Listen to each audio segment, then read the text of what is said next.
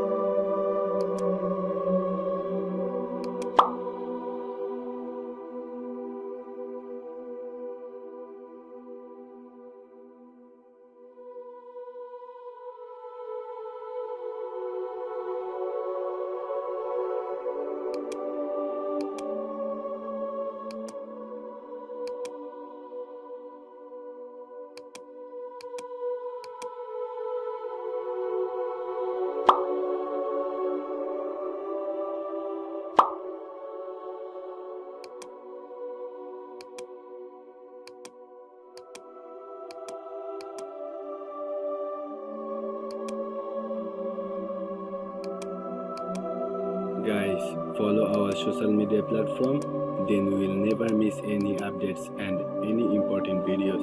If it is helpful for you, then share this video. If you have any question, then ask, feel free in the comment box.